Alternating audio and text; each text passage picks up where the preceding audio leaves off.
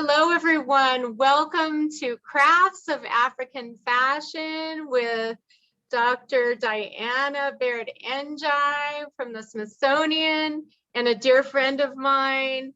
So you're in for a treat as we discuss fashion going on in Africa. I'm Lisa Martin with Silver Spring Town Center, and we've always been honored to have Diana speak over the years. You must have done how many presentations for us? I can't even remember. Anyway, it's been a lot of good ones, a lot of fun. We've had a lot of fun. Right, it's been a lot. So you never cease to amaze us. And I know you have a lot of new research you've done on your recent trip to Senegal. Before we get on with the program, I just wanted to mention a few things that we have coming up as we celebrate African Heritage Month. We have another special program hosted by another friend of ours, Camilla Bryce Support. It's historic and spiritual narratives in doll making and puppetry of the African diaspora, and that is next Wednesday, 5:30 to 7:30. And we had to adjust the time a bit out of respect of Yom Kippur so that people can participate in both. And we also have a festival coming up, our Harvest Moon Festival. And sorry, my flyer doesn't show here. I'll put it in the chat. It is going to happen on Sunday, September 19th. It's our annual multicultural festival. We will have a community drum circle at 1 o'clock. We'll have exhibitors. And then at 2 o'clock, we have Batala Washington, the Afro-Brazilian all-women's drumming ensemble, which is just really magnificent to see. And then at 3 to 5, we have Polyphony Marimba, who are a very talented marimba ensemble that trained and learned how to make the marimbas in Zimbabwe. But they're from New Mexico, from Santa Fe, New Mexico. They tour every few years, and we've hosted them before, and the community just loves them.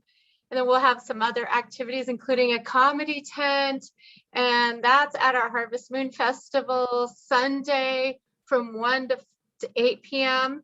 And all of our events are made possible with generous support from Montgomery County United Therapeutics, the Arts and Humanities of Montgomery County, Maryland State Arts, and many others. And we also have another program on Monday. If you're into glass making, we have Turning Up the Heat with glass artists Sarah Pick and Tama Graber. And so come to see some beautiful glasswork on Monday evening at 7, also on Zoom. Anyway, Diana N'Diaye, as you know, in addition to just being a wonderful person, her bio is full of all kinds of interesting things. So I'd rather read it here so I don't miss anything. She's Senior Curator and Cultural Heritage Specialist at the Smithsonian with over 30 years of research, exhibitions, programs, and publications focusing on expressive culture, primarily in Africa, and the Caribbean, and their diasporas in the United States. She is also a textile and jewelry artist.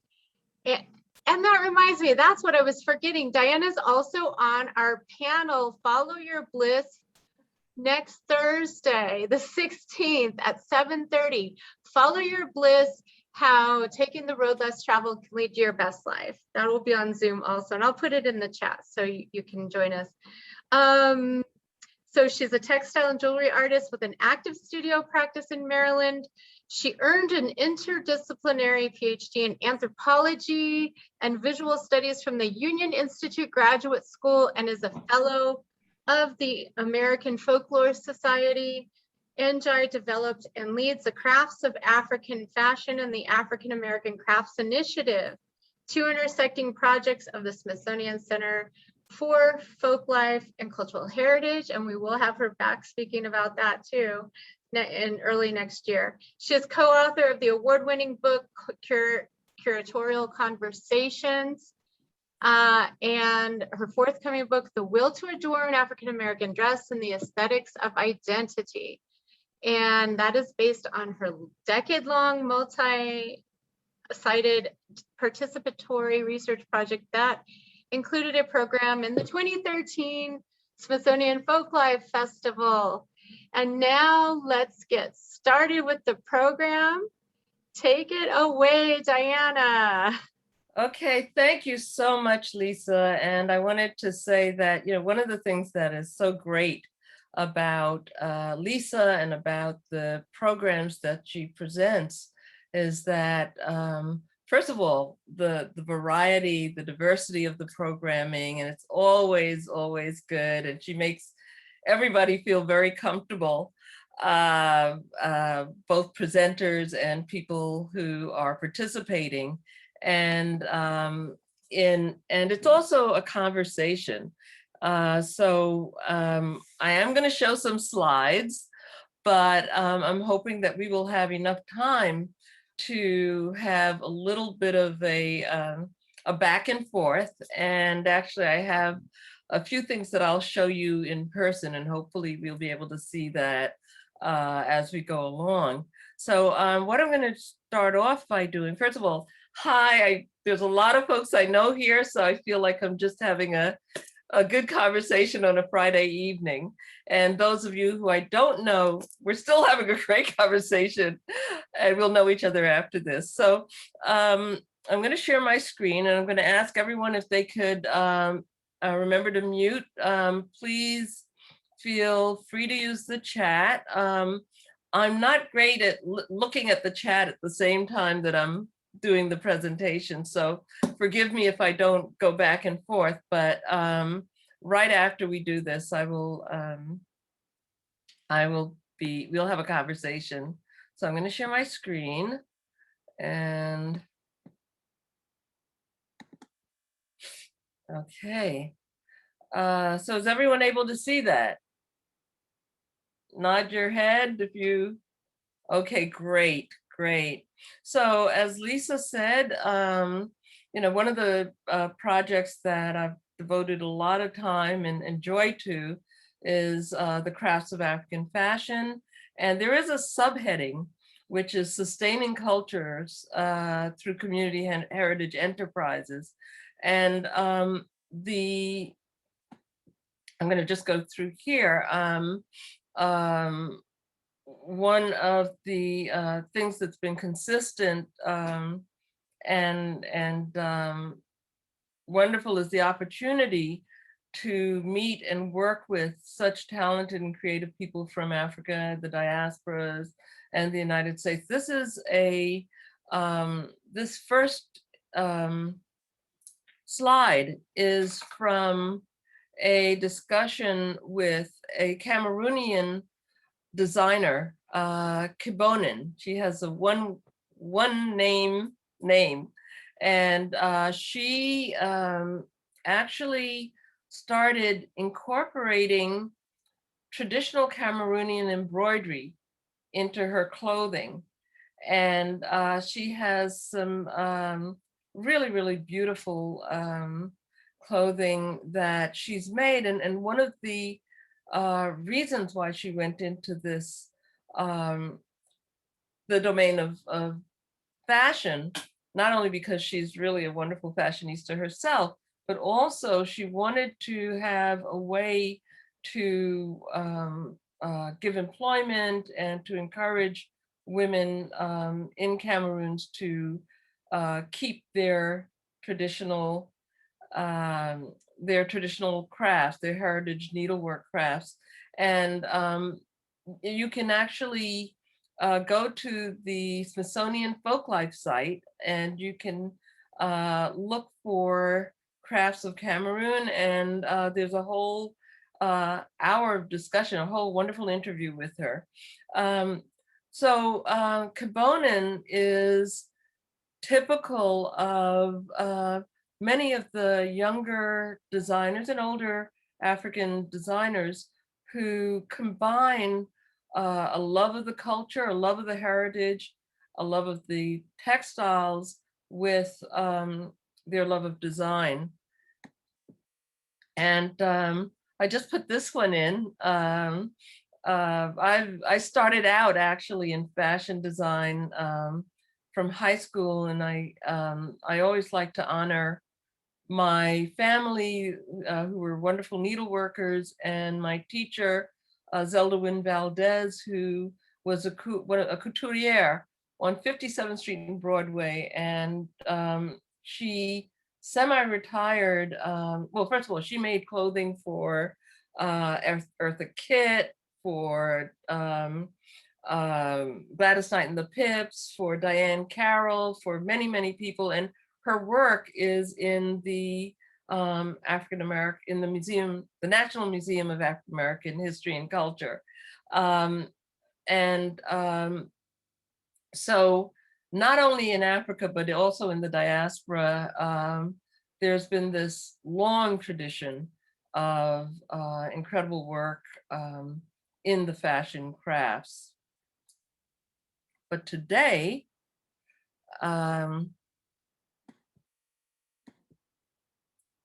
we're going to start this conversation with Aminta N'Diaye at the Dakar Fashion Week in 2021, wearing an outfit from her collection for Simplicity by Aminta. And the really striking thing, Aminta is in her 20s, and she's using Instagram to market her work all over the world. But she is also using traditional profiles, traditional shapes, but in contemporary ways, and working with tailors, local tailors in Rufisque, Senegal, to create the clothing. And she's very typical of really a young, very vibrant group of designers. Most of the designers that I'm showing here are from Senegal. Some are from Niger, which is close by. And but this trend is going on all over the continent.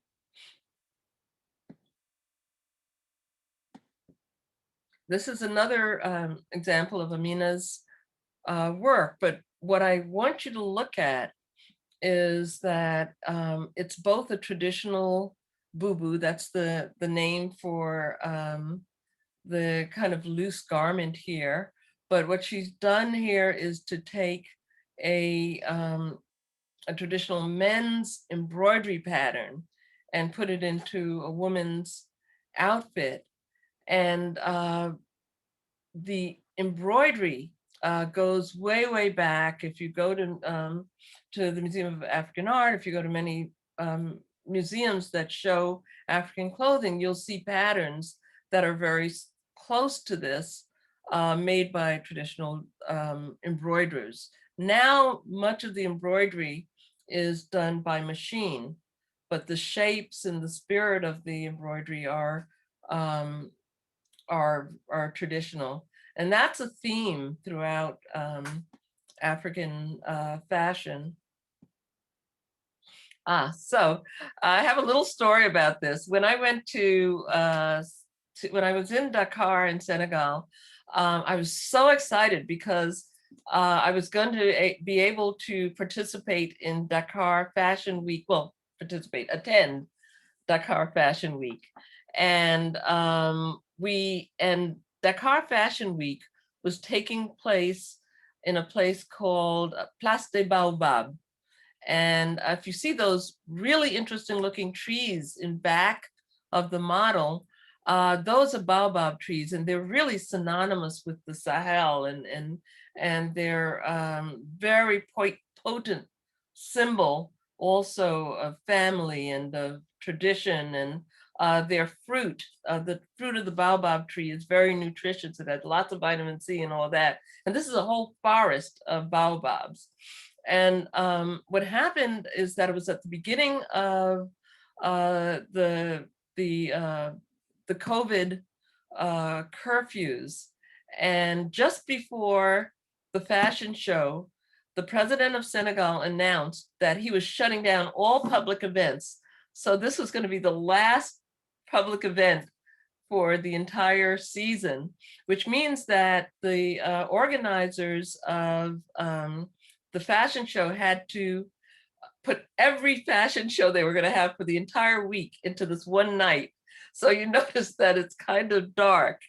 And that was because by the time they got set up and started going, it was already dusk. But I think there's still enough that you can see some of the beautiful fashions. These are by a woman, Rama Jao, who has incredible, I'll show you a piece of hers so you can see it in the light later. But Rama, like Aminta, is one of the young, really dynamic fashion designers. And this was the end of her show, and we will hopefully be able to see that. So you're in Dakar, you're sitting down at the seats in the open with your mask on, and you're looking at Dakar Fashion Week.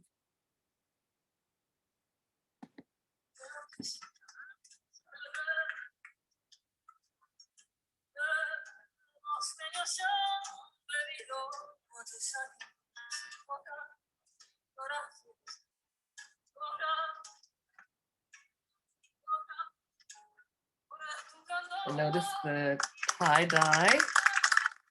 Models are actually gorgeous. Rama works with traditional tie-dye, which is ubiquitous throughout Senegal, and in indigo as well. And there was an international press here, so.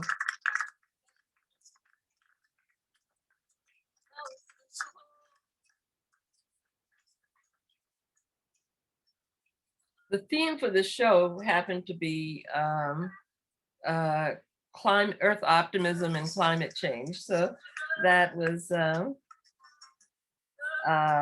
many of the shows, many of the collections had to do with that. So, okay, so let's go on. So what are the crafts of African fashion? African fashion global is really burgeoning globally. People are recognizing that it's just amazing. Many of the heads of fashion houses now in Paris and in London are of African descent, or are people who actually grew up in Africa. And what's interesting is that many of the African designers who are working in Europe and the United States also credit their families. Many of them had tailors or dressmakers in the family, and weavers, or other people involved in the crafts of African fashion. The thing is, unfortunately, though, in many cases, while you know many of the designers we know, the artisans who actually create the fashions often do not get the attention. You just see these gorgeous creations. And so the Crafts of African Fashion initiative is really to give attention and visibility to the artisans who create all of these things. So Kapuchi Bobo was at the Smithsonian Folklife Festival 2008, and he's a weaver. His father was renowned as a master weaver, Gilbert Bobo, and he creates garments, and he creates shawls, and he creates kente in the Ewe tradition. And if you've ever seen kente, you know that you can see those 6-inch strips that are made, and they're put together. And I will bring down a shawl later in the discussion.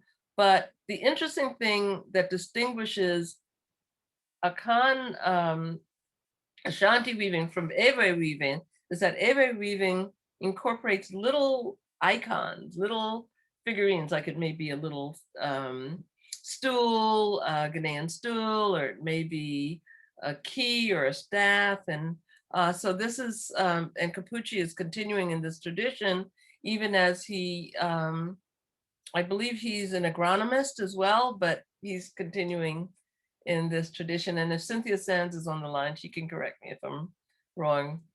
Okay, so so one of the pioneers of haute couture in Africa is Alfadi Signali, and Alfadi was born in Niger. His family spans Niger, Morocco, and Mali, and he really made it a very big part of what he does to use traditional fabrics in his haute couture creations. And he's been appointed a UNESCO ambassador because of his work. And so these are some of his models at a special presentation at UNESCO in Paris, using bogolan, traditional Malian mudcloth. And he was trained both in Paris and of course in traditional Niger. But this is his complex that you can see on the left. It's a very beautiful, big showroom where he has a gallery at the top, and it was great to be able to see the kinds of things he's doing. Now, the Alfadi is also known for one of the most important fashion festivals in Africa, and it's called the Fashion Festival in the Desert, and just passed its 20th anniversary. And every year he'd invite both veteran designers and from Africa and sometimes from Europe as well to the desert to do a series of fashion shows. And he'd also give out prizes to emerging designers. And I guess about 2 years ago, he passed his 20th anniversary, and actually the festival moved to Morocco. But if you ever hear of it, it's and once of course we get over this period, hopefully we'll be able to go and visit and see this great festival of fashion. But he works tirelessly both for designers and for the artisans who create the cloth, the jewelry, and so on. On the right hand, this weaver works in the back of the National Museum of Niger. And this is one of the few places where you can find traditional weaving going on. These are just gorgeous, gorgeous woven pieces. These are actually for the wall or for the floor or and people use it to cover beds and so on. And they were once used in Niger by nomadic peoples to cover the temporary housing. But they're really gorgeous. And unfortunately, in many places, the idea of craftspeople working is very important, but very often craftspeople earn pennies on the dollar. They are creating all of these beautiful objects in very difficult circumstances. And I know that the Museum of Niger and hopefully other museums will not only be creating new spaces for the craftspeople to work, but also better conditions and better ways to market and sell their creations for what they're worth. Okay, this is another story. So another craft of African fashion, after we go through weaving, dyeing, block printing, surface design, traditional work. And this dyeing workshop is right in a place called Grand Yoff in the middle of Dakar. And it's a residential neighborhood, but it's also a neighborhood where Ibrahima Drame, who has this business with his sister, and whose family has been in dyeing for generations. This is where he works, and he has apprentices who take the white cloth and who dye it both in solid colors and also in do tie dyes, and like some of the things that you've seen from the fashion show that you saw. So I got a chance to talk to him and to interview him about his work. And so have a little bit about that. It's in French, but so, well, it's in Franglais, but I just wanted you to see his face and know who he is. And this is up on the roof of his house, where he has some of the dyed cloth drying. You were mentioning to vous parliez de ce qu'il y a ici qu'on regarde. Oui, ce qu'il y a ici qu'on regarde. Tout à l'heure, je devrais vous montrer. Let me see if I can pull this out. So he's talking about the process of dyeing, that, you know, the cloth starts white, it's dipped in the dye, it's hung out to dry, and then another part of the process over here is that the dye is done several times, and these two, indigo and cola, are traditional colors, although many times these are commercial dyes that are replacing the traditional dyes because they're easier to use.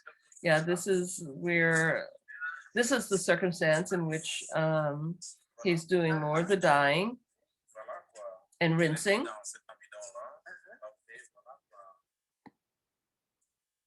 And just wanted to show you that. And one of the things that he talks about, which is very much traditional, is that after the cloth is hung out to dry, after it dries, the ironing process is a very traditional process.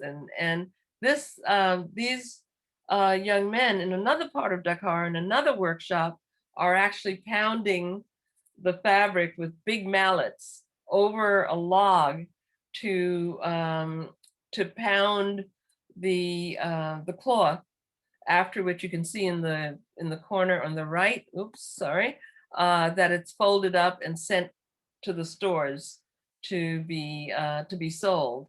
And sometimes, and I'll show you this also, in the end, one of the aesthetic values of African cloth in Dakar with traditional fashion is to pound extra dye into indigo cloth so it gets really, really shiny, and it has this beautiful kind of coppery sheen. So I'll show you a little bit of that too. But this is some of the work, and it takes hours to do. And people are very protective of the new designs that they're doing as well. So in this particular workshop, they said that, you know, I could film the pounding, but I couldn't take photographs of the designs because they didn't want them to be stolen. Silver and goldsmithing, another one of the crafts of African fashion, ubiquitous through Dakar. There's a whole street where there's goldsmiths and silversmiths, mostly goldsmiths, all the way through. And it's been said that, you know, women in Senegal like to wear their wealth. And I don't know if any of you saw the exhibition at the Smithsonian's National Museum of African Art, but there were beautiful pieces there. And you may know also that West Africa was the place where the lost wax process, which is where you pour, you create a mold, you pour, you create a mold out of wax, and you create something around it, and then you pour the molten gold or silver into the mold, and then the wax flows out, and then you have these really intricate, beautiful pieces, whether it be of sculpture or of jewelry. So there are many, many techniques. There's granulation, there's pounding, and apprenticeships really often last for many years, and people work their way up, not only in silver and goldsmithing, but also in tailoring and dressmaking. This is the system by which people learn. So this gentleman is in Sumbunjun, which is both a tourist place and a craft center in Dakar. Here is one of the most popular jewelry houses, Yorolam, in Dakar. So you see the front, and you see some of the incredible gold jewelry in the front here. And here again, I believe this is one of Al-Fadi's models. And you see that the model is adorned with traditional Fulani earrings. And but she's wearing a very modern and a Fulani headdress. So this has amber. All of these are amber and gold and so on. So the aesthetic is a traditional aesthetic. And right next to it, there's the kind of wig that people might have worn, that Fulani women might have worn on a special occasion. Wig making is still an art form.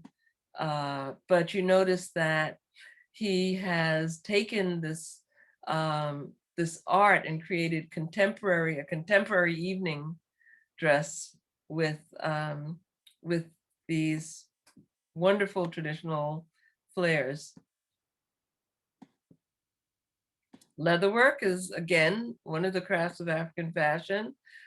These photographs were taken in Niger. Again, the one on the left was right near the National Museum of Niger, and on the right at a local crafts workshop. And it's known, Niger is known for its painted leather here. These pocketbooks on the right, the work that's done on them is very intricate. It's leather embroidery and embellishment and so on. And the original jewelry, or the original uses of this kind of work was on saddles and also carrying pouches, but also gets incorporated into the kind of work that people do now. So you notice that on the left, there's a yellow pocketbook, if you can see that, that has embroidered yellow leather on red.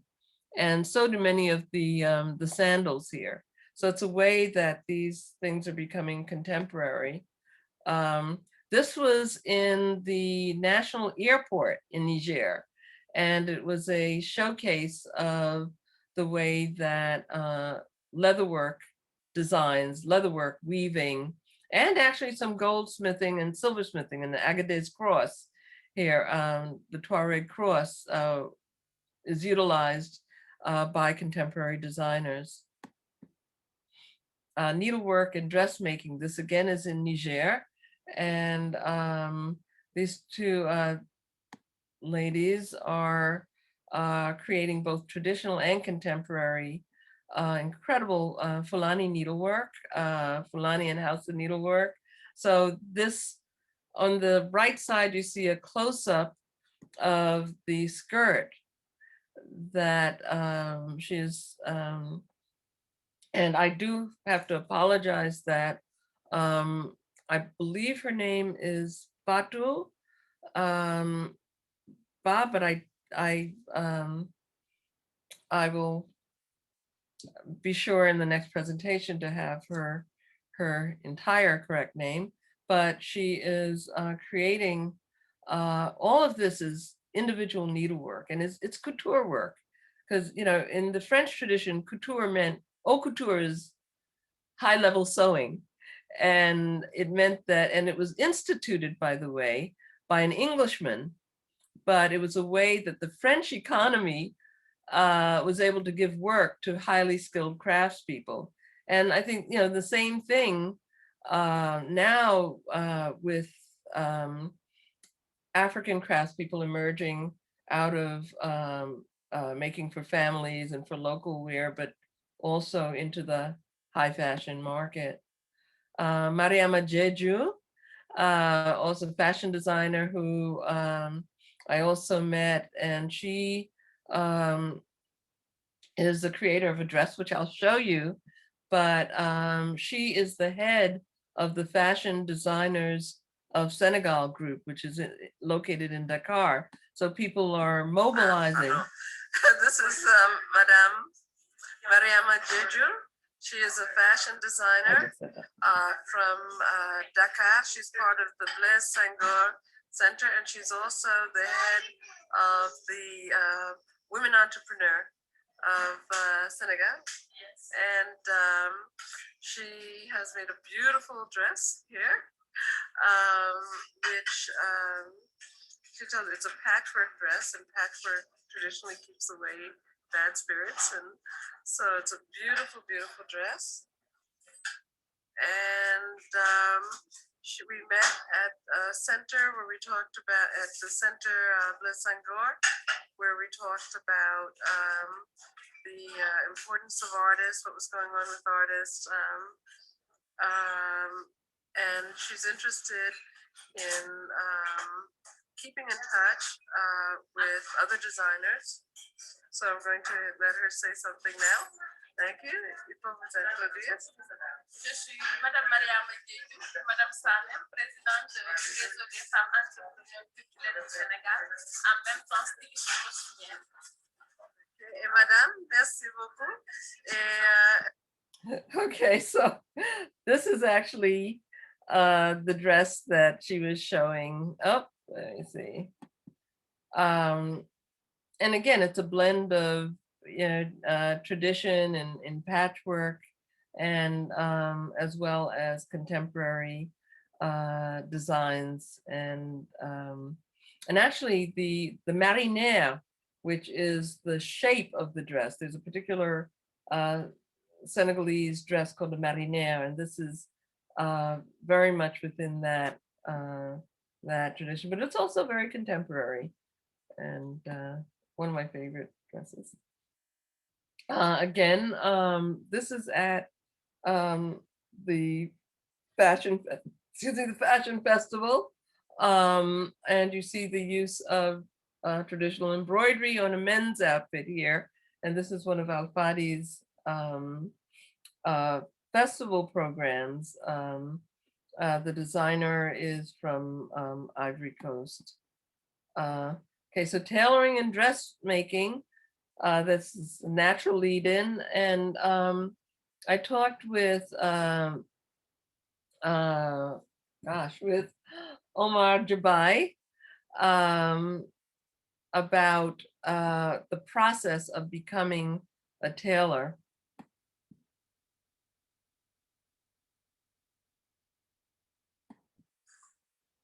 J'ai commencé, j'ai balayé la client, j'ai amené de l'eau, j'ai fait des va-et-vient, acheté des boutons et des...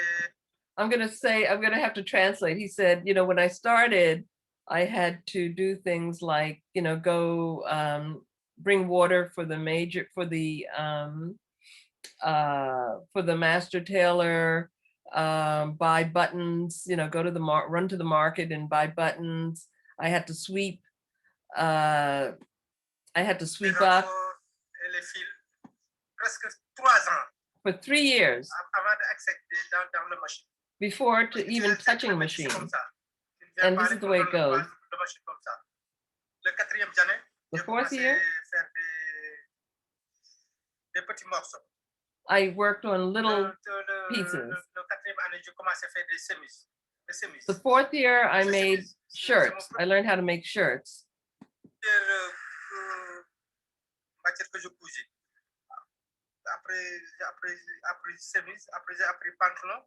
After pants, I learned how to make pants.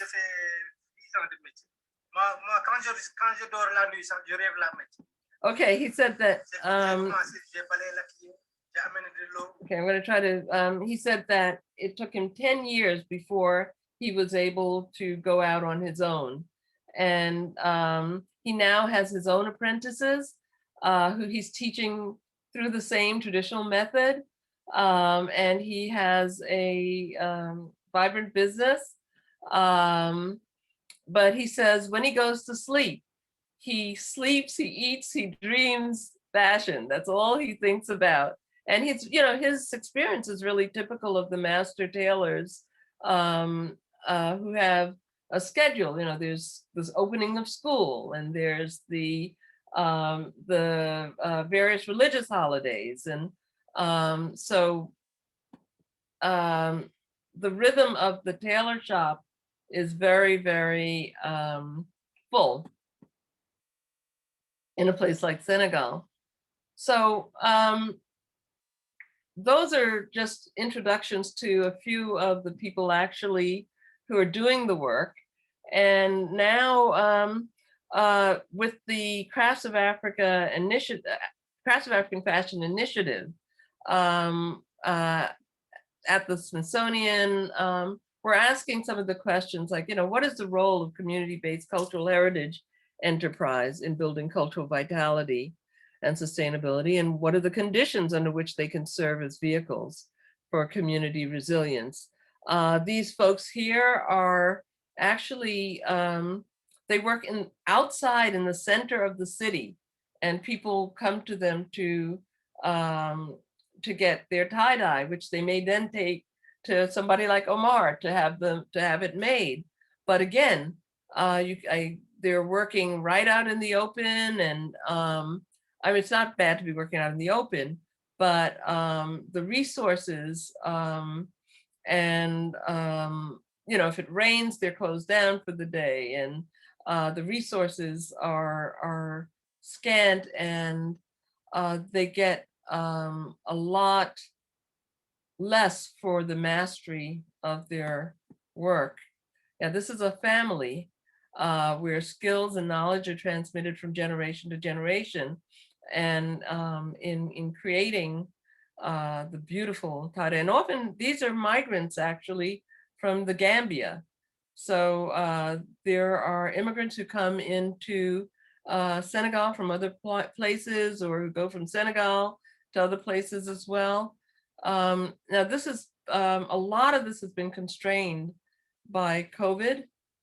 And so just as folks here, especially, you know, skilled but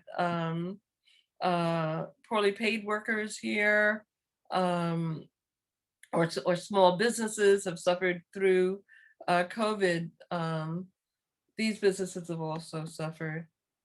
Okay, the opportunities for community cultural heritages, both for within and with outside the local culture. You know, many, this is world-class culture, world-class fashion, and it has a domestic base, but many of the designers also want to be working worldwide, and so their skills in African fashion is known worldwide. And sometimes, you know, there are things like New York Now. There are some development projects that try to feature craftspeople at international fairs. But again, this costs money. There's a lot of times the middle person who does work to market it, by the time they take their cut, you know, there's not a lot left for the people who are actually making the clothing. And, you know, there's a need for appreciation of just how much time, effort, mastery that it takes to create this beautiful work. And and craft tourism is something that has gained in importance. But, you know, what are the potentials and pitfalls? for instance, in Niger, because of political stability and then because of COVID, things really shut down. And, how do we start building that back up and finding other venues? Are there ways to work with people online? Are there ways to import that's not prohibitive?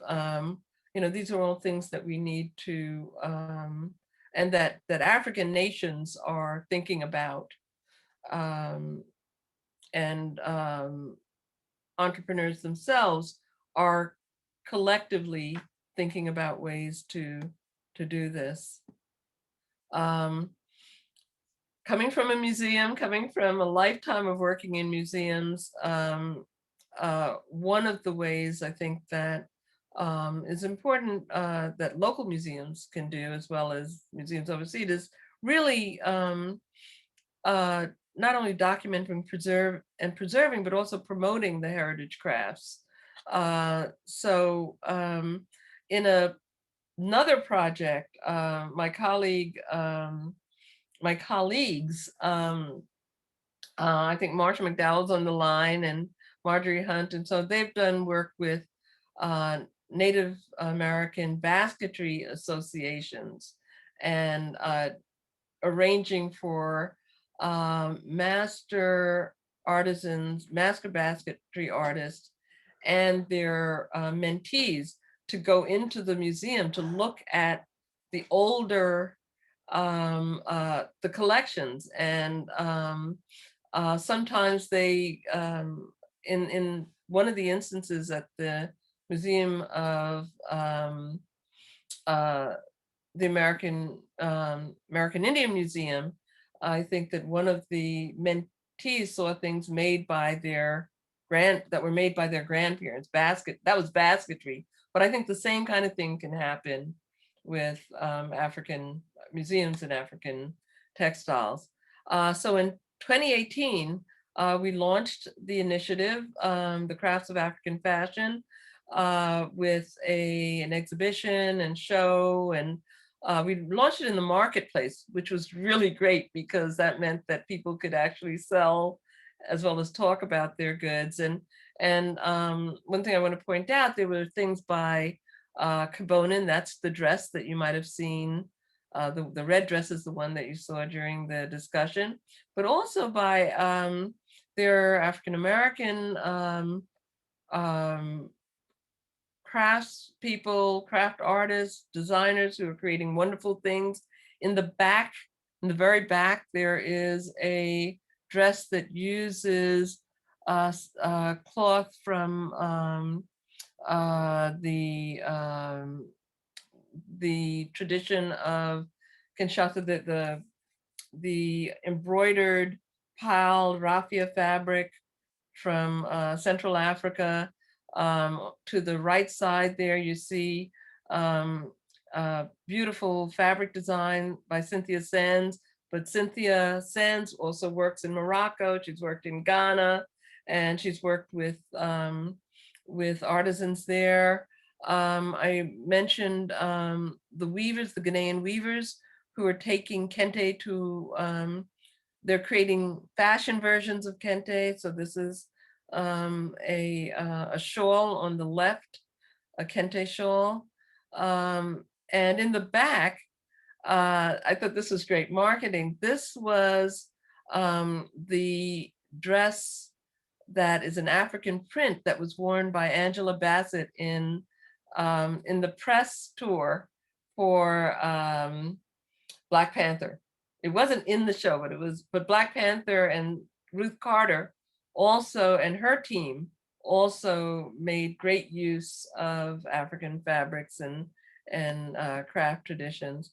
So in addition to the other things, documentation and preservation of the training and lived experience of the artisans is important. So this is Omar Jabai, who's working, and Alburi N'Diaye, who is a videographer, happens to be my son, but he's there videotaping. He was responsible for videotaping Omar, and has been also videotaping jewelers and other folks, in Senegal, looking at preserving and documenting these traditions and telling the story, giving a platform for them to tell the stories so that they can, so that this knowledge won't be lost. And of course, schools, the heritage, there are new schools. So in addition to the apprenticeship system, we're looking to new fashion schools to combine both the traditional and the contemporary. Okay, this is Saleh, Soumana Saleh, who's a leather worker, who has a school in Niger, where they're teaching literacy skills to the children of artisans.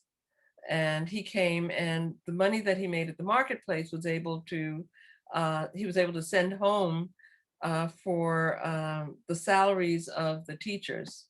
That was great. So these are all things that happen at the marketplace, and young people learning their Cynthia Sands, and a group of young people learning about Adinkra symbols. Because the more we know, the more these crafts can be preserved. We also did in 2018 presentations on African fashion films at the National Museum of African American History and Culture, and Wearing Wakanda, which is taking African fashion into the future.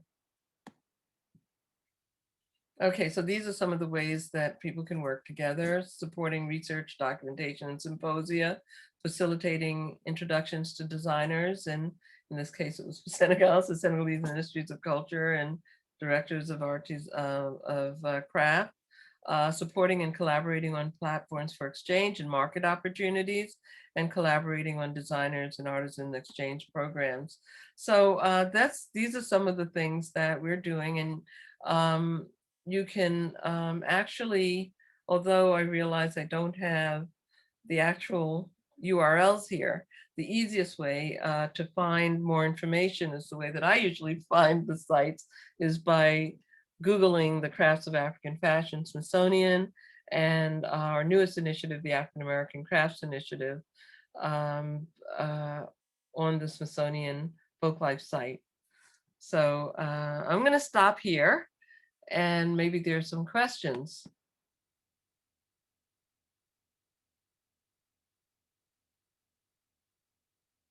I see lots of stuff. Maybe we could start. That was fabulous, Diana, as always.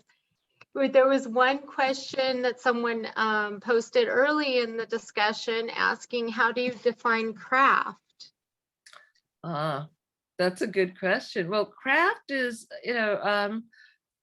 craft has a lot of definitions, but in this case, in the way that I'm using it, it's things that, objects made by hand, or practices that involve applying handwork to material. And even if there's a sewing machine involved, it's crafts are made, by human beings, a combination of skills, knowledge, artistry, and materials. So thanks. And art as well, art, craft, that's also together. So I think maybe I'll put the chat up now. Okay, great. Thank you, Lisa and Linda Cato, who's an incredible doll maker. Hi. And thank you, Pamela. Any other questions though? I'm going to switch to gallery view so that I can see you guys. Okay, there you go.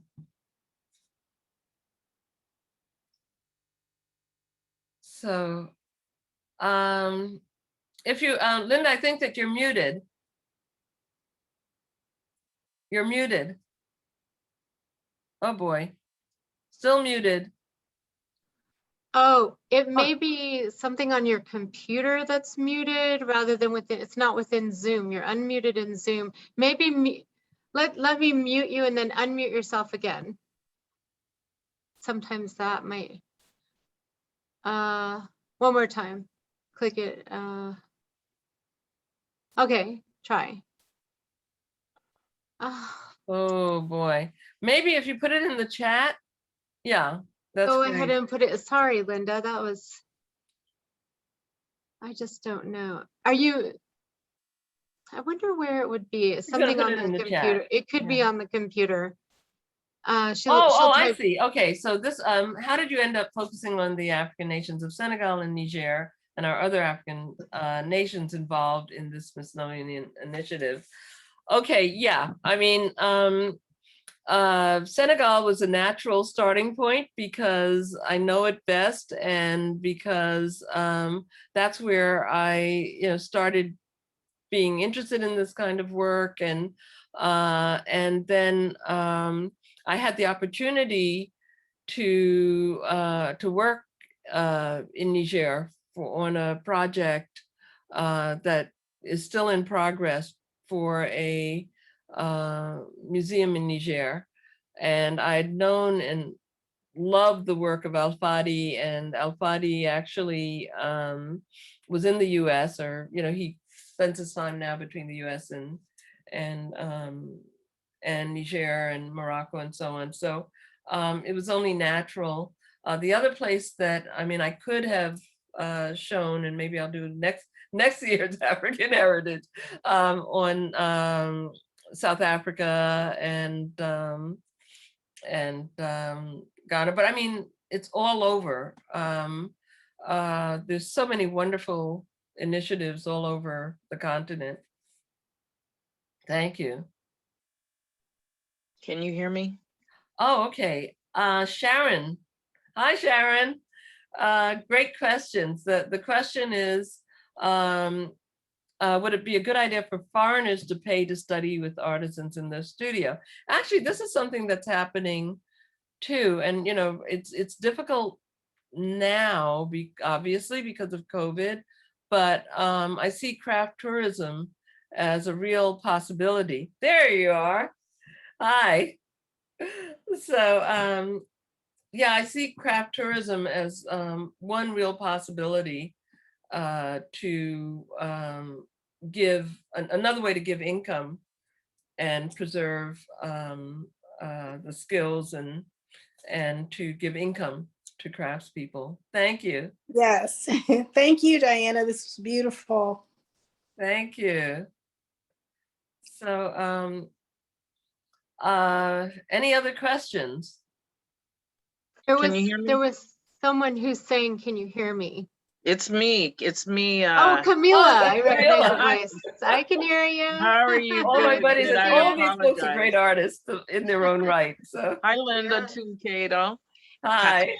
I was going to ask if you could talk a little bit more about your efforts to build sustainability. That somebody touched on it with cultural tourism, but I know that was one of the things that that you have been throughout your career trying to do, create culturally, economically sustainable communities. And can you talk a little bit about that? Yeah, well, thanks. I actually think it's really important that that and it has many prongs. One of the prongs is to make sure that that the artists are in the forefront, and that their voices are not muted, and that the heritage is valued. And one of the ways to do that, I guess I'd like to think that the Folklife Festival is one way of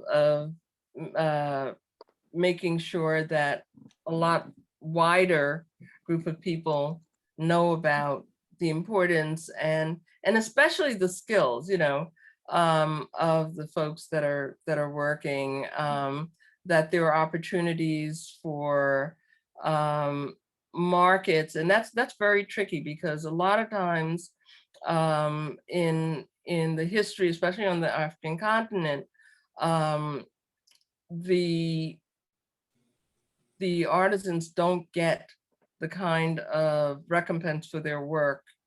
They either end up selling it directly for pennies, or it goes through a middle person who gets most of the money, and then it goes to a marketer who gets a lot of the money. So partly it's training within families, so that there are people within artisan families who have the training in the marketing and have the training, you know, and who are able to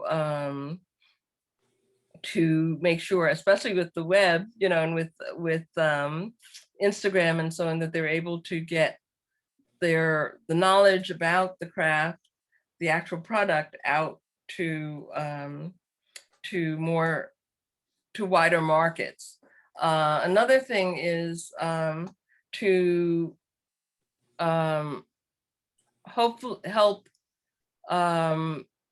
governments to create policies that favor artisans, that really, I think that a lot of governments can do a lot more to support artisans by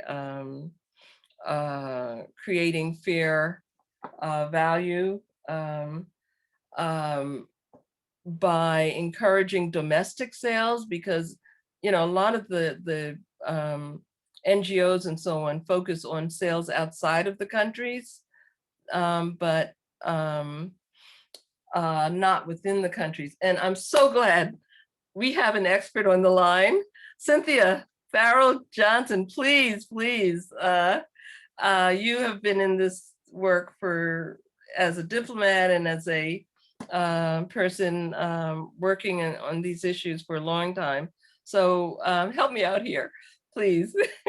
Actually, I was going to ask you a question because I've worked on a lot of the different Fulbright exchanges and things like that. Yeah. And I was just wondering if you were familiar with any African designers who have actually come over here to the US on any of the exchange programs to teach their craft, or if any of them are now in the US just on their own teaching their craft. Just curious about that. Yeah. Well, actually, there are. I can think of a few. Adiemi Gademo, who's a wonderful tie-dye artist. There's well, Alfadi, I don't know about teaching, but he is in the States quite a bit, and has not had the exposure. You know, people don't know him enough. There's also I believe Fatou Diao has come to the States on a Fulbright. There have been some initiatives that have been bringing people back and forth. Again, I think that something that's directed towards craft would be really helpful. And not so much, well, designers, yes, but also craft artisans. Nike Davies is an amazing Adire artist from Nigeria. And I first found out about her in the 1970s, took classes with her at the, in New York at the Museum of Natural History. And she is one of the great masters of Adire. And I don't know whether, I know that she has set up centers in Nigeria for people to go and learn. And she's been back and forth. She was featured in a recent exhibition on women artists at the National Museum of African Art. But yeah, so the answer is there have been a few, but I think that something directed might be even better, and especially one in which people can come and exchange with folks here. One other thing, I know that some of you may know of the African-American leatherwork artist, Marvin Sin, who is very well known for his beautiful portraits in leather bags and so on. And I know he's working on his own with artists in Ghana to on projects. So I think that there needs to be a combination of both people working on their own and some things that can be done by organizations and government. But that was a very long answer. Yeah, and Lisa's reminding me, yeah, Camila Bryce Laporte is an incredible doll artist and writer and historian and all those, a lot of other things. And she's going to be presenting, goodness, on doll making and historical narratives and doll making and puppetry this next Wednesday coming up at 5:30. So that's going to be great. So let me see. Any other questions? I have a few little Easter eggs to show you if we have time. Do we have time, Lisa? Great, sure, we have time. Okay, so doing this kind of work, and I actually do tie-dye but not at all at the level, but I've learned from so many great folks, but also my pocketbook also gets very much affected when I do this work. So I wanted to show you some of the clothing as much as I can from here. It's not going to be a fashion show, but you can see some of the things that I've been talking about having to do with the fabric. So I'm going to start off. Okay, this is the dress that Maria Majeju created, and you saw what the whole thing looked like, but I don't know if I can hold this up and see that it has stitching. This is the way, really up close here, and it's also patchwork. So you can see some of the fine work that goes into this. So it's like quilting, like patchwork quilting. It requires a lot of skill and artistry and piecing as well. So this is one of my favorites here. Are the pieces representational, Diana? That Well, they're the kind of fabric that you might buy in the marketplace, and it's mass-produced fabric, but put together. But there is an interesting tradition in Senegal. The way that this is put together is called jaxase, which means scattered or all mixed up, and patchwork jaxase is associated with scaring or keeping bad spirits away, because they get lost in the patterns and they don't know where to go. And so patchwork fabric is, or jaxase is. That's neat. I would love to see that word in the comments when you get a chance, or send later. I would, it's an interesting little tidbit to know. So Yeah, that's great. And I remember when you wore that at our presentation a few years ago. That's right. Great dress. Right. And this tailor who made this, I asked him for I gave him a pattern. The way that people that traditional African dressmaking goes, there's not a lot of, it's not department stores or so on, but you buy your fabric in the market, and then you take it to your favorite tailor, and you don't let many people know about your favorite tailor, because then he won't have any time to make your clothing. But, and then you know, and you look around and you ask people. And so this guy was fantastic. And unfortunately, I've lost his card and I can't find where he is. And, but he, this is a tradition, well, it's tie-dyed fabric. And I really do favor like hand-dyed fabric, but made with a Western cut. And tailors are trained in Senegal and in Nigeria and many places not to use patterns. They don't use patterns or slopers traditionally. For those of you who know about design, they will, they are trained so that they can look at you. An expert tailor can look at you and sort of get a sense for how it's going to fit.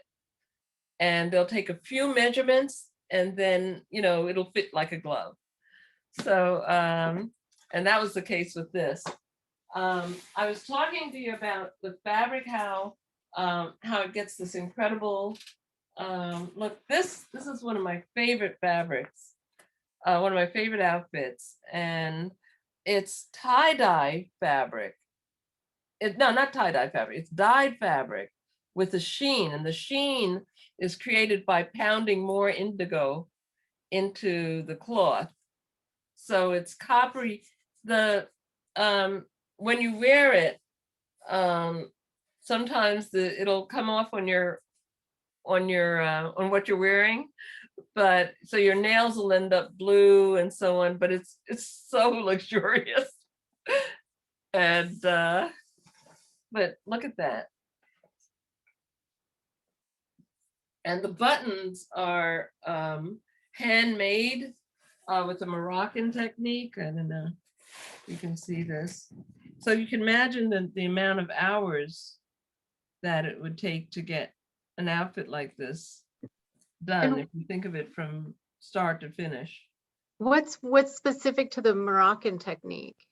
Well, they're bound thread buttons. These buttons are actually handmade, hand created from thread that's knotted in a particular way. Oh, okay. It's out of Like if you've seen frogs, you know, the frog closings. So this is right. Okay, cool. And then one of the ways that that really skilled tailors show off is that you give them something and you'll say, well, you know, I just want something with a plain, with, you give them their idea and you draw it, and then they'll come back with a surprise. So this outfit is one of my favorite again. And it's made, all of this basketry work is all hand done. Look at that. Wow. And I just looked at the shape. I didn't know that the tailor was going to make it open work like this.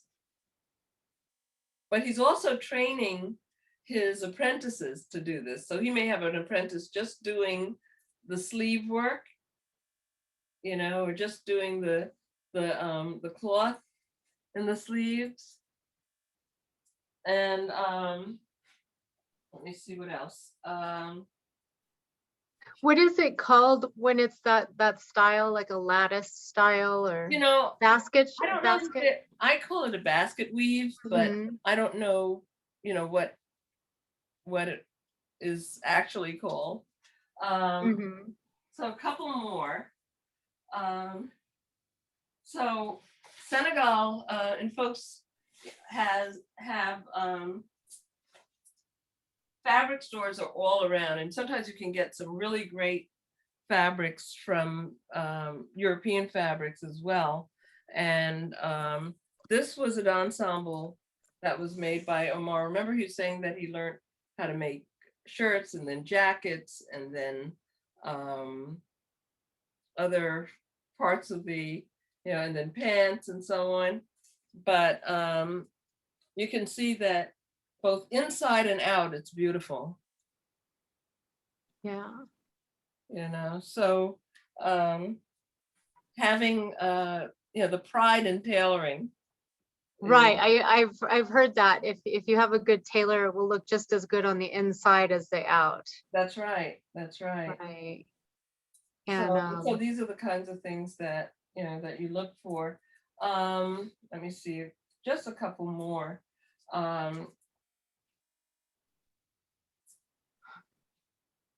Senegal is known for, oh, here's the other outfit that's very much like. Now, I did not know when I asked for this to be made that the tailor was going to do all this. But oh gosh, wow. yeah. And these are like heirlooms. I mean, seriously. Yes. There is a decorative art center in Chess in Senegal that is a specialized weaving center, and they usually do weavings. They usually do tapestry weavings for major artists. You know, so they take the oil painting and they do a maquette and they make it into a thing, into something else. But this is a new enterprise that they've started that really is great, working with students to learn how to make garments. These are hand woven garments that are batikked. And because of COVID, they usually sell for like a whole bunch of money, but they are really looking to find ways to sell these that, you know, don't require for people to visit, because not many people can visit.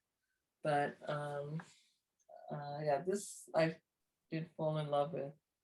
That's great. It's such a cool design. Yeah. Do you have to dry clean most of these, Diana? Some of them, yes, but not all of them. They're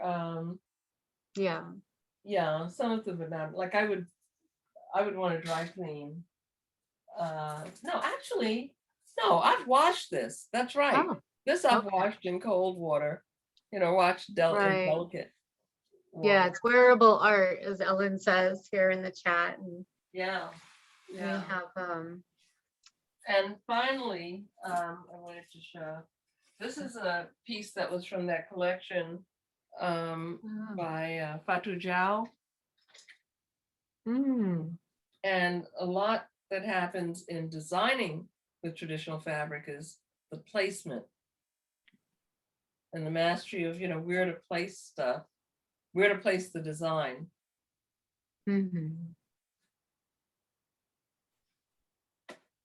Okay.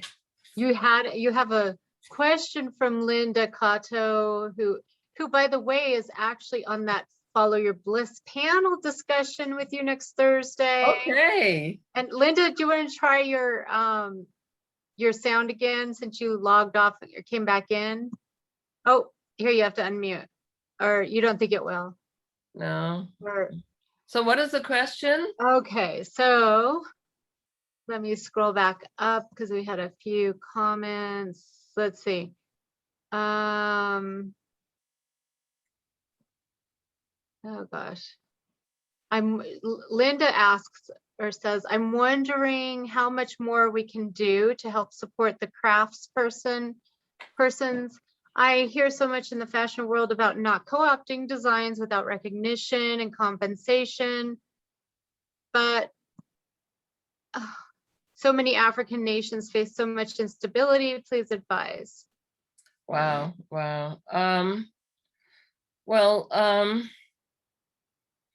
I mean, first of all, one of the things that I wanted to say is that there are true that there's instability in some African countries, but I think that there are places where, there's no more instability than any other place in the world. And I think that that's one of the, we get stuck in these narratives about places. And for example, Senegal has had a real stable democracy since the beginning. And in fact, they, I was in Senegal on January 6th, and they were like, well, what's with that? You all are having a, I mean, that, because they said, that kind of stuff doesn't happen here. And so really, there are a lot of places that it is possible to get really wonderful stuff. The problem is having the exposure, the trade, finding ways for the communities that produce to get the work over here. And Right. one last thing is that in the Senegalese case, since there are many Senegalese immigrants, well, there's a Senegalese immigrant community, a lot of people from the country are, they're the informal suitcase economies that, Mhm. somebody's coming over and they'll bring over a bunch of stuff for sale, but that's not as widespread as it needs to be. Right. Excuse me, Diana. I realize Linda was mentioned that I didn't catch her entire question. It's hard to scroll back and get exactly on each question. She adds that we need to also support and help sustain this incredible world heritage of skills. What can individual citizens like us do? In Japan, they are now recognized as national treasures, receive Right. sizable pension for life, transmission of skills, etc. So did I get, transmission of skills are guaranteed, etc. even before Japan became a major economic power. But then so many African nations face instability. Please advise. Yeah, it hits that segment. So no, Linda, you're right. I mean, I love what the Japanese did, and then actually our program, our National Heritage Fellowships that we give in this country were influenced by the National Treasures policy and project in Japan. And I think that that's going to be an important step for several governments. But it's looking at both the tradition and the individual, honoring the masters and honoring the individuals. Yeah, it's a work in progress, I think, all around. But thank you for that question. That is a wonderful question, Linda. Lisa, there also another way to support them is that there are designers, local designers, African-American, who are using crafts and motifs from Africa. They are incorporating it in a new way. And one of them, I think, is online, Sahar. That's right, exactly. She's an exceptional designer. You'll find her online. She's a Facebook friend. But I have several of her pieces, and I think it's up to us to support those people who are, not only is she an artisan, but she's a historian. She knows exactly what she's doing. She knows why she's doing it. She gives credit to the artisans or the traditions that have influenced her. So, I have a whole closet full of her clothes, including this, my kids call it the pajama, but she uses, I don't know if you can see this, but it's the same, Diana, can you describe the tie-dye? Yeah, that is definitely a beautiful tie-dye. Right. So she'll take take a traditional tie-dye and then, and it's got an American spin to it. But knowing designers like this, and she's reasonable, she will design like in the African tradition. She was trained, she apprenticed for a long time. She was showcased at, remember Toasting Strawberries with our girl, Rosemary Reed, who's since passed, but she's had time to develop as an artisan and as a businesswoman. And I think, you know, she's reflective of my generation. So I'm particularly fond of her, but I think it's also up to us to support, small business people, independent business designers, you know, whatever your tastes are.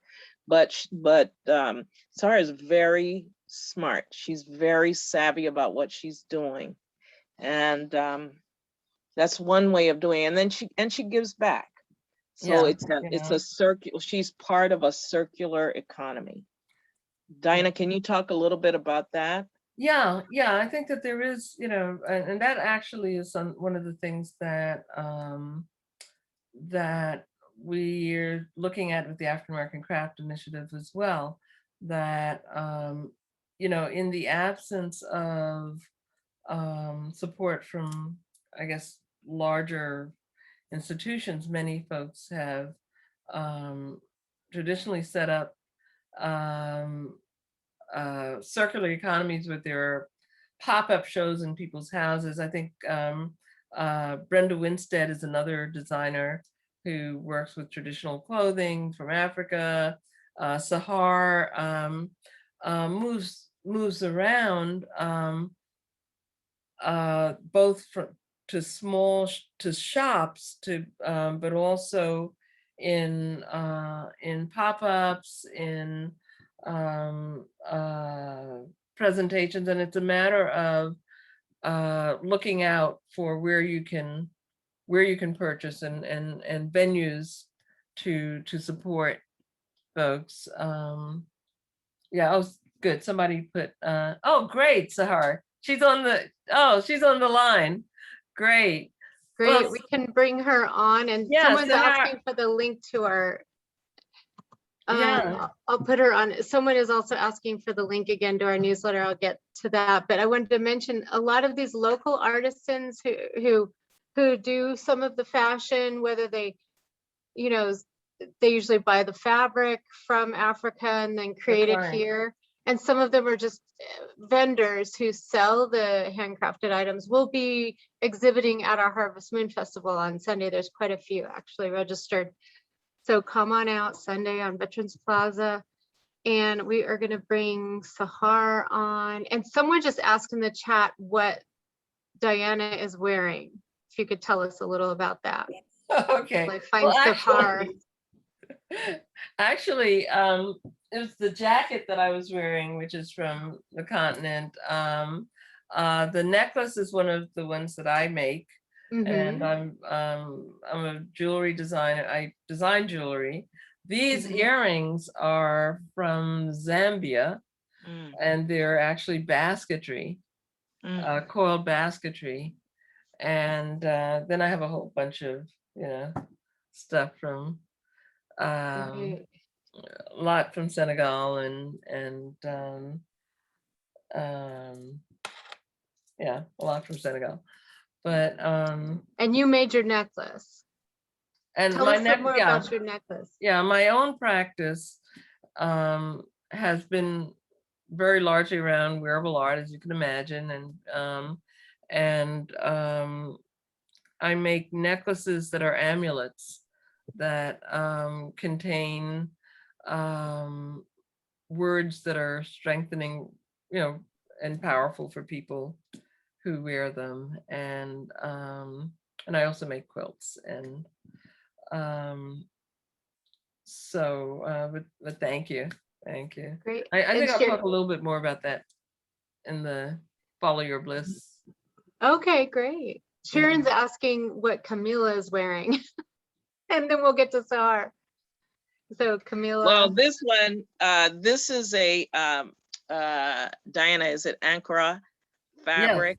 Yes. So what I do is I get bolts of fabrics and I take it to Sahar and have her do whatever. So these are like, I have a whole series of what my children call pajama tops, my grandchildren.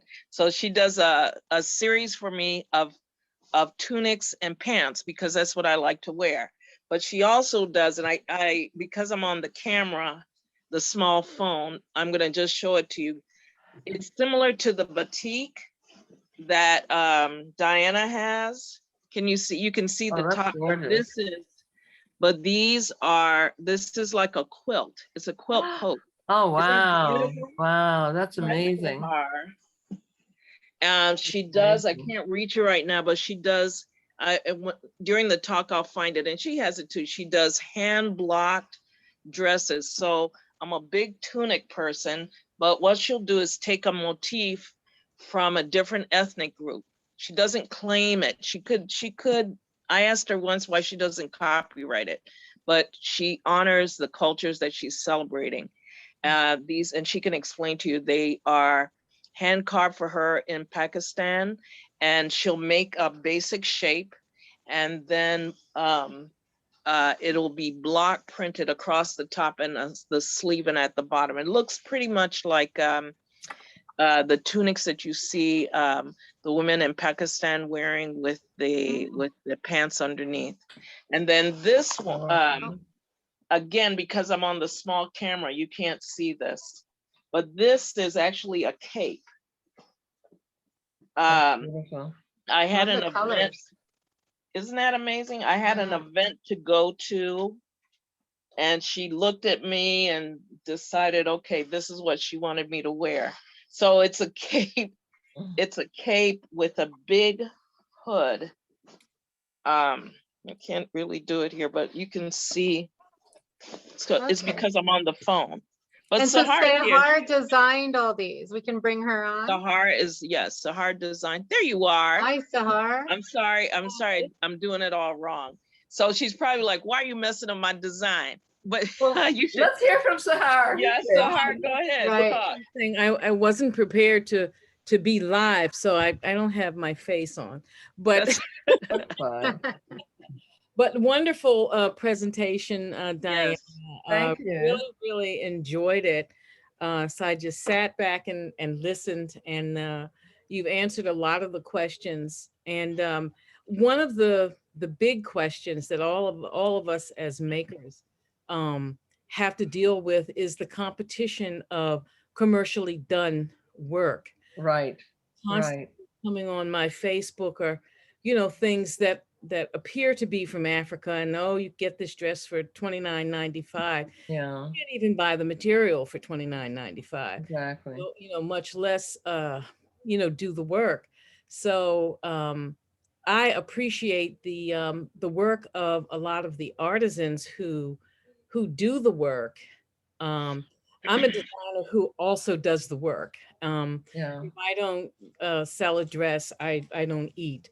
So like many artisans, around the world. So I respect the work, and we have to begin to encourage the workers in other countries to really value their own work. And that's why what you said earlier, Diana, about people in those countries buying and valuing is very important, because people have a tendency to not value it because it's common amongst their natural being. Art is not in a museum. Art is worn and it's in the house, and it's part of the culture in a different way. Right. Here it's jeans and a t-shirt, and then we go to the museum to look at the art. So thank goodness more t-shirts are becoming more artful. So so that's been well said. I've been a designer for many years, and I do block printing as a specialty, and I just love fabric. So any kind of fabric that's beautiful, I love to work with. I have a storeroom big storeroom full of fabric that, you know, I go and look at it and feel it, and then I don't want to cut it. So it's almost a disease. But this is, I think this new African American craft initiative is going to be very important with the presentation and preservation of the work, because, and then there's the whole thing with educating the public as to why they should buy Right. locally produced goods and the value of it. And I think maybe they just don't see us working. That's one of the things, you know, it's just produced out of nowhere. Right. You know, that's how how everyone feels. So the competition with this fast fashion is a very real issue, because if someone can buy something that looks like something else for $50 instead of 300, you know, especially with the aftermath, and still we're during the pandemic, you know, it's hard to spend but so much on clothing. So as part of the sustainable fashion movement, it's important for us to understand that we don't really need to overproduce, and we can't overproduce as individual makers. Right. And that we need to kind of lean in to understanding why we should not do so much buying of the fast fashion. They have to slow down, and a lot of the entities are crashing now because they have been overproducing, having too many stores, too many clothes, too many things. And people can, even at $10, how many $10 dresses can you buy? Yeah, yeah. Yeah. So one of the things that you bring up is one of the saddest things that I saw in Senegal was that the West is now dumping all of the t-shirts and jeans and things like that they're no longer, all that fast fashion is being dumped in Africa. And so you find all these marketplaces where people are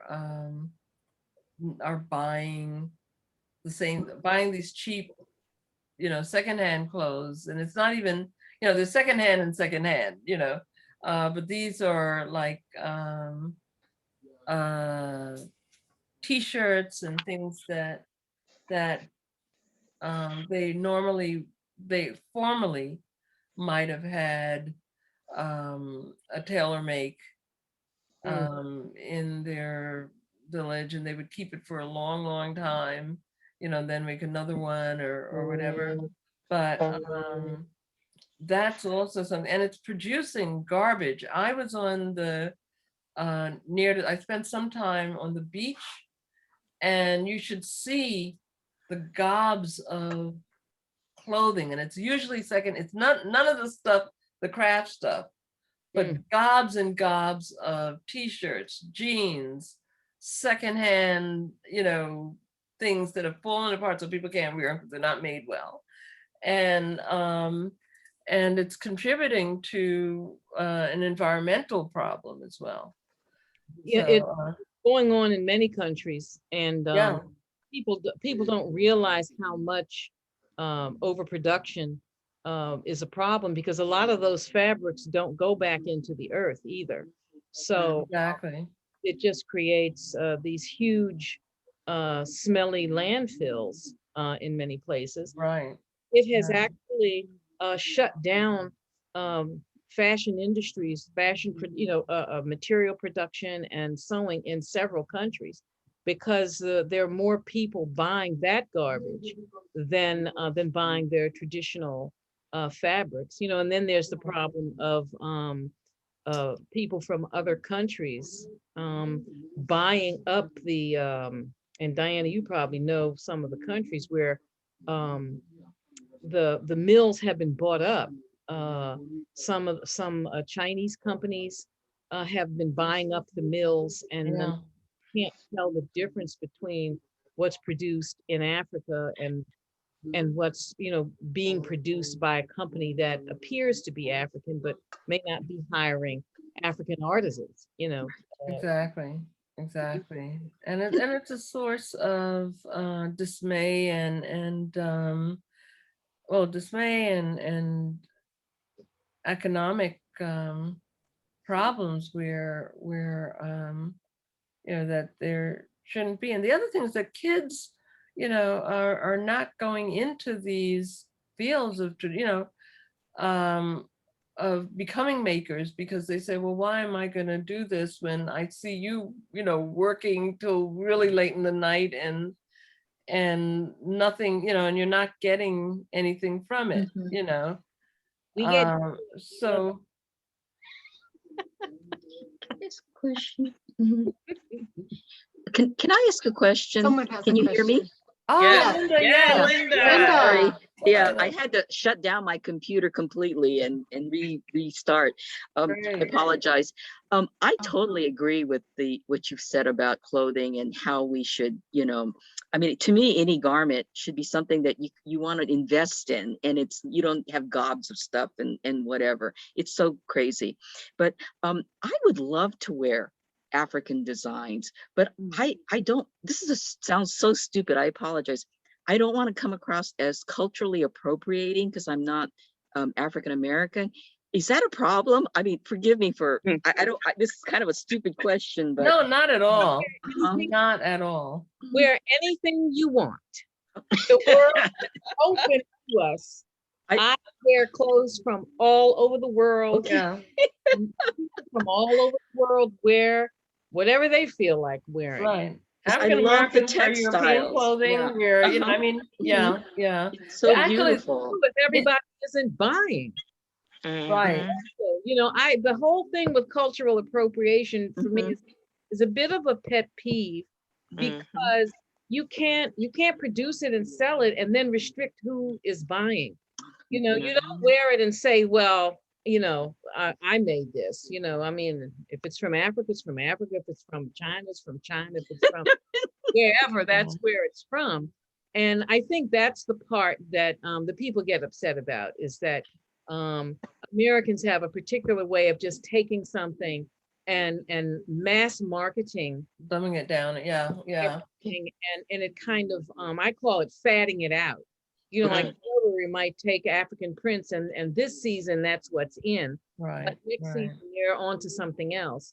So I think there's certainly a lot of difference in really enjoying the beauty of something and wearing it. And I think everyone should wear whatever they feel like wearing. Oh yeah. No matter where it's from. I've had when I've had shops, people would ask me that, Caucasians would ask me, well, is it okay? I'm saying, well, I've gone on some American stuff today. I've got Exactly. Nobody was questioning. I think, some people are intimidated by the patterns and the prints, and everyone. They're beautiful. You have to have your personality, I think, has to kind of be equal of what you're willing to wear. You have to have a to just want to wear, and most people are just jealous when they. When I first saw Sahara's design at Toast and Strawberries, she was incorporating Muslim and African American designs. There were things also in Toast and Strawberries from Afghanistan. When I was pregnant, Rosemary practically did my entire wardrobe from clothes from India and Pakistan. So I dared anybody to talk to me about it. India, Pakistan, and also Afghanistan. And it was her way of introducing us to the world. We were young. I didn't even know it was Sahar's clothes until a decade later. We were both there as very young women. I was a consumer and she was a designer, but it was her way of introducing us to a much bigger world, both as designer and as consumer. Yeah, and I think I'm sorry. Yeah. Go ahead, Diana. No, I was just going to say, because just Sharon was asking about explaining to young people about the intrinsic joy of being a creator or a maker. Yeah. And I think that what this starts with is introducing young people not only to the crayons, but also to how to use a needle and thread, and how to put something together. And I know that that's how I started. My great aunts used to always be sitting there doing something with their hands. And I asked to do it, and they gave me a straight pin with some thread tied around it. So you can imagine trying to push a straight pin through some fabric. But seeing them do that and seeing that they were creating beautiful things, that really made a difference. And I do think that also when I was growing up, there was more home ec, there were home ec classes, there were woodworking classes. And I think that it's a really important part. They talk about how exercise is really important for the growing mind. Well, making is important for the growing mind too. So another one of my real big strong things is that get crafts into the elementary schools, into the nursery schools. And not only, painting and drawing, but crafts. And I think that also, even if you can't do it, it gives you an appreciation when you do see something that's well made. You understand what it took to make that. And I really do think that it's important. Linda, I forgot to tell Linda, all these years I've known you, you don't know that I have a collection of kimonos. So when I walk in with all of myself wearing a kimono, there's your statement. So if I can do it, you can do it. You can go shopping at the Harvest Moon Festival Sunday. That's right. We can go shopping at the Harvest Moon Festival. That's right. Oh, wow. Okay, there's a lot of interesting comments in the chat. Did you see one just now, Diana? Yeah, well, I'm looking at Linda. Wow. So what did she say? That's something for an oral history or for you to write about, really seriously, because that is amazing. And wow. So I just grew up with it. Yeah, Linda wrote in the chat here, my grandfather was the first Western style courtier. In Tokyo in the 20th century. I remember him showing me different types of wool as a youngster by feel, look, weave, etc. I love sewing, and she is an excellent seamstress that she incorporates her work into her doll artistry. And she also makes little costumes for her guinea pigs.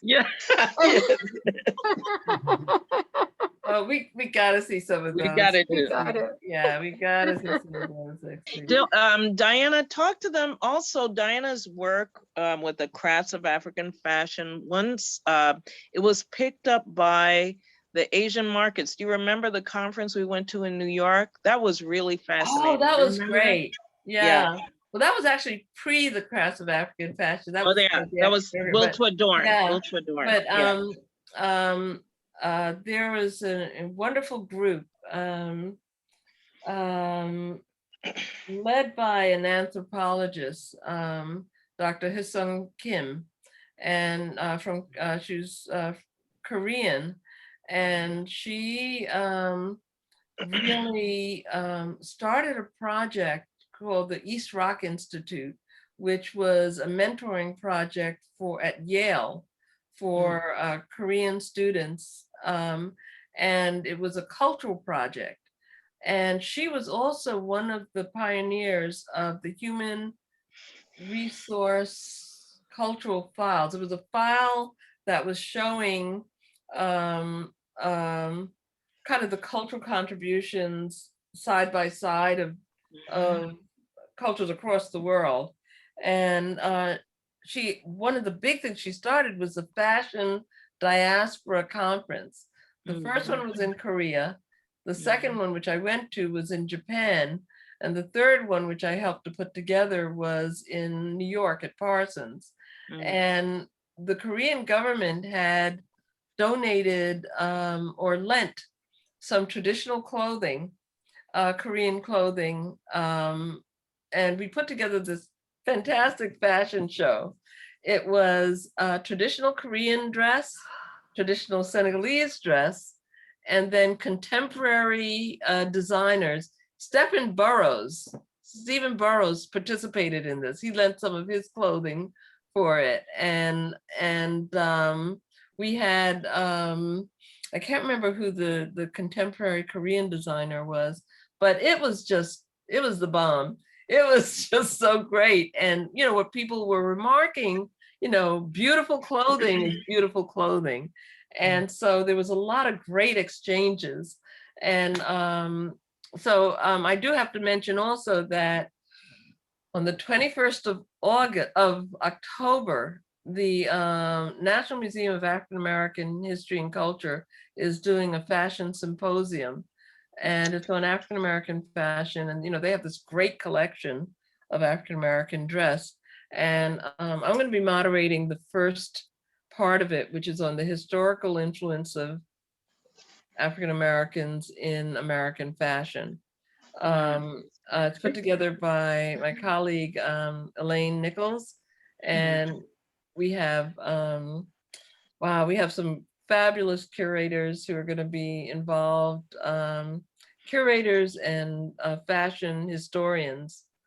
So that's October 21st, and it's all day, 2 days actually.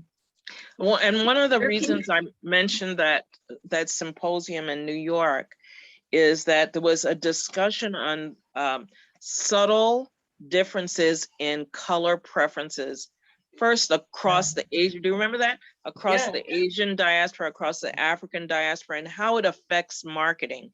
And I thought I brought in some younger cousins who weren't, you know, they weren't in this. They were interested in anthropology, but it's this is how you begin to introduce young people about thinking about culture, the subtle difference. Not everybody that looks alike is alike, right? And we may have more similarities in other ways with people that don't look anything like us, but how that is reflected in our color palette, in our dress. It was really a good conference. I wish they could revive it this time, bring these two, Sahara and Linda, and hear their comment. It was really an excellent conference. Well, we'll have to think about that. I know, Lisa, I know we've gone over our hour and a half. Linda was just starting to say something. Just wanted to know about the October 24th conference. Where can we get information? Oh, October 21st. 21st. And you go on the site of the National Museum of African American History and Culture. Okay, all right. Again, if I was good at this, I would be sending you the link, but I'll look it up, because I want to share it with my other fashion historian friends and all that kind of thing. So no, it's going to be great. It's going to be really great. And it's in collaboration with Cooper Hewitt Museum and the Cooper Hewitt Design Museum in New York. So I will. I want to give a quick plug to Lisa. Lisa, you have been doing an outstanding job with these programs. Not just because I'm in them, but that's part of the reason. That's one of the reasons. But you have, I mean, we have done everything she's done. Well, Linda, you sit on the board, and I think Cynthia. Yeah, and I think Cynthia's a past board member. Yeah, past board member, but you have really broadened our scope on so much poetry, on writing, just super wonderful. You know, I think Linda Cato has done another show, and Sahara, you should do one too. But you know, just the broad base of things that you have covered, especially during the time of the pandemic. I really look forward. Thank you, Lisa. Really look forward, Lisa. Yeah, kept us alive. Thank you all. You're all, you know, everything's only as good as all the people in your community, and you all bring such riches to the whole tapestry. And so I'm just reflecting what I know is out there whenever I can. And you know, you've done a good job. Really good. branches of the Definitely. tree. You can keep following the branch, and there's always another interesting direction things can go, you know. And tell us, Camila, for those, I think many people are interested in attending your program on Wednesday. In a nutshell, what should people expect for Wednesday?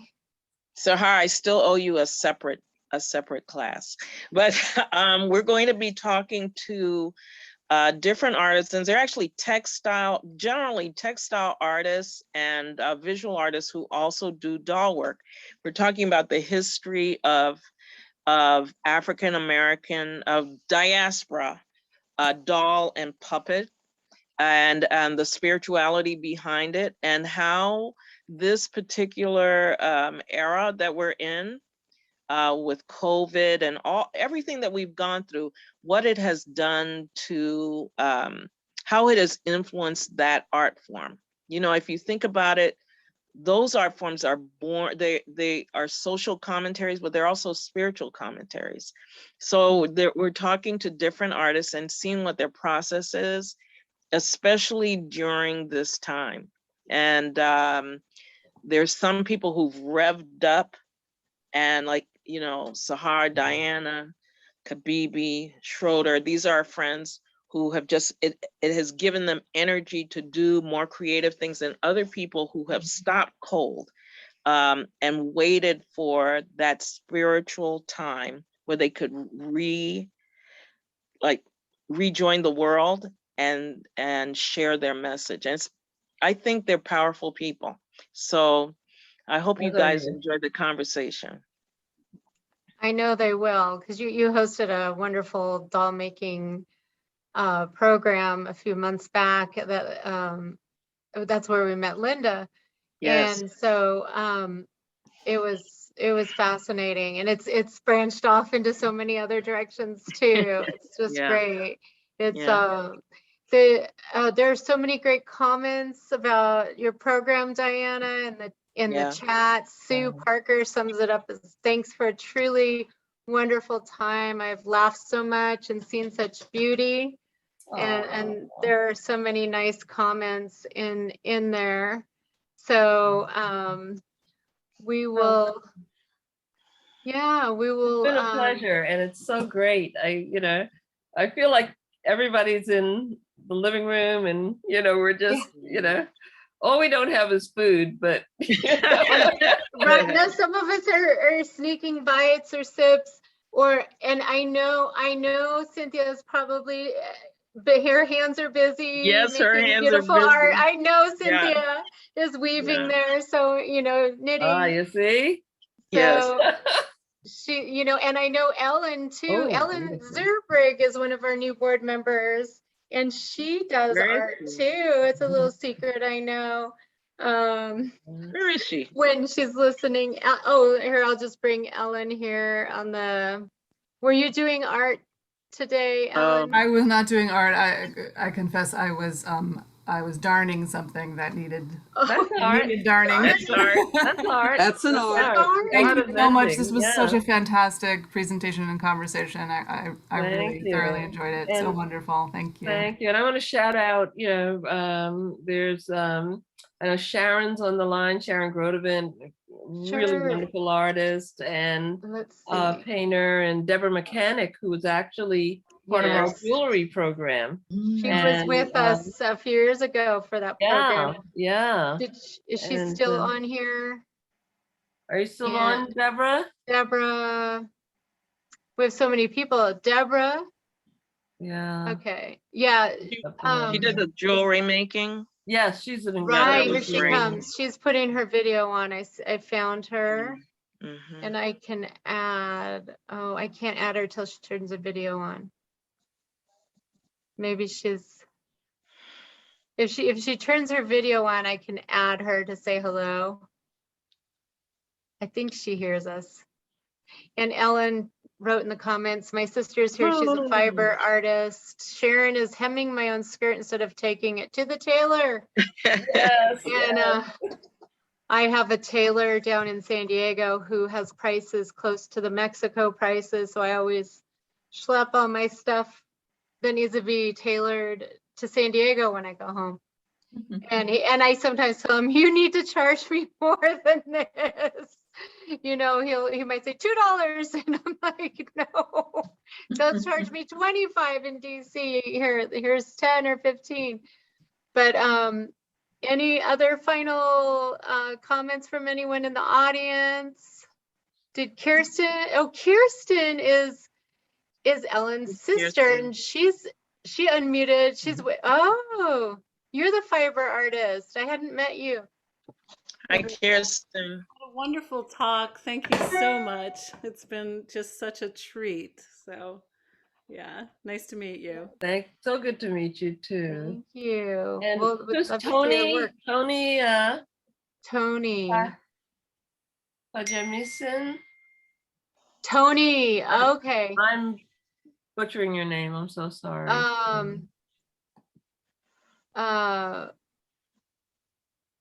Tony is muted. Okay, unmuted now. And if yes, hi. Hi. Thank you for coming. Okay. I really enjoyed it. I don't know if you can see me. If you unmute, I mean, if you show your video, I can share you with everyone. I can spotlight you. Okay, here we go. Oh, it's kind of dark. Yes, I really enjoyed this. My background is also art, but I'm what you call in relapse. So this is just an energizing shot for me. And I would love to meet all of you in person. I've been following all of your Zoom meetings. So I would love to meet you all in person. I really needed this.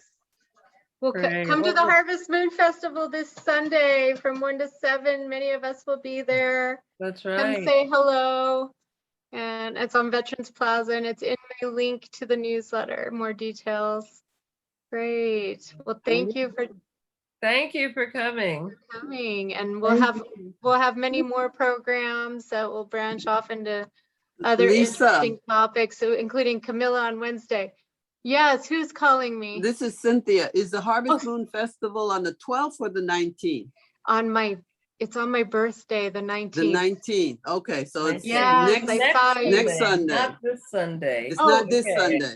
Oh, yet next. Sorry, my brain doesn't always work. Thank you for the clarification, Cynthia. No problem. I just didn't want folks to show up a week early.